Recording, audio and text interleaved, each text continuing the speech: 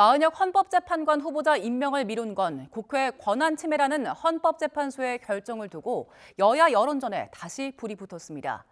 국민의힘은 헌재 결정이 강제력이 없다고 맞섰고 민주당은 오늘 오전까지 마 후보자를 임명하지 않으면 최상목 권한대행을 인정하지 않겠다고 경고했습니다. 국회 취재기자 연결합니다. 강민경 기자. 네, 국회에 나와 있습니다. 마은혁 헌법재판관 후보자 임명 문제를 둘러싸고 정치권 공방이 가열되고 있다고요? 네, 국민의힘은 마은혁 헌법재판관 후보자를 임명하지 않은 건 위헌이라는 헌재 결정에 안타깝다면서 스스로 공정성 시비를 자초했다고 날을 세웠습니다. 이어 최상목 대통령 권한대행이 결단을 내리는 건 다른 문제라고 선을 그었습니다. 박형수 원내수석 부대표는 아침 회의에서 헌재 결정은 법적 구속력은 있지만 직접 강제력이 있진 않다고 강조하며 임명 여부는 최상목 대행이 신중하게 검토할 문제라고 지적했습니다. 반면 민주당은 마 후보자를 즉각 임명해야 한다고 목소리를 높였습니다. 박찬대 원내대표는 아침 회의에서 최상목 대행에겐 국회가 선출한 헌법재판관 후보자를 임명하지 않을 권한이 없다고 잘라 말했습니다. 최 대행이 헌법 위에 군림하는 특별한 존재가 된 것처럼 행동한다며 착각에서 깨어나라고 촉구했습니다. 그러면서 오늘 여야정 국정협의회가 열리기 전까지 마 후보자를 임명하지 않는다면 권한대행으로 인정하지 않겠다고 압박했는데 일각에서는 탄핵을 시사한 거라는 해석도 나옵니다. 네, 그리고 여야가 본격적으로 민생 경쟁에도 뛰어든 모습인데 오늘 아침 각 당 회의에서 어떤 발언 나왔습니까?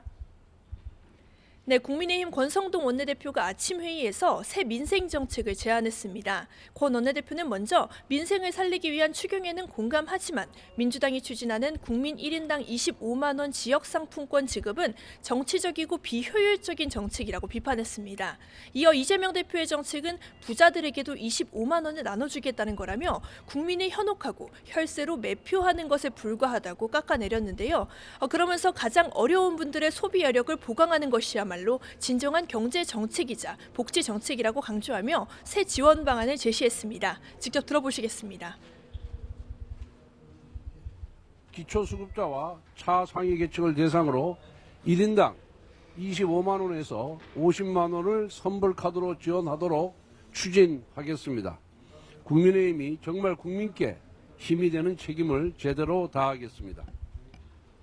민주당은 어제 본회의 문턱을 넘지 못한 상법 개정안을 고리로 이에 반대하는 여당을 압박하며 개미 투자자 민심 잡기에 나섰습니다. 이재명 대표는 아침 회의에서 이사회 충실 의무를 주주까지 확대해야 주식시장이 살고 시민들도 부동산 자산 형성에 매몰되지 않는다고 꼬집었습니다.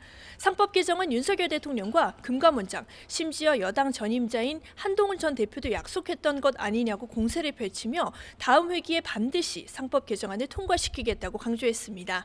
이재명 대표의 발언 직접 들어보시겠습니다.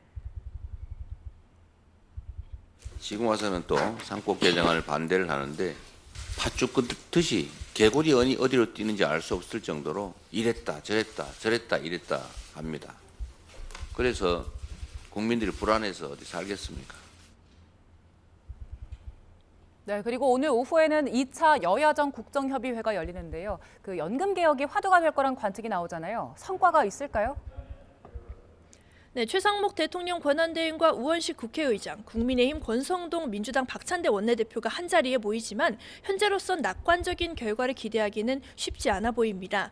연금개혁은 받는 돈인 소득 대체율과 경제 상황 등 여건에 따라 연금 수급액 등을 자동으로 조정하는 자동 조정장치 도입 여부가 핵심입니다.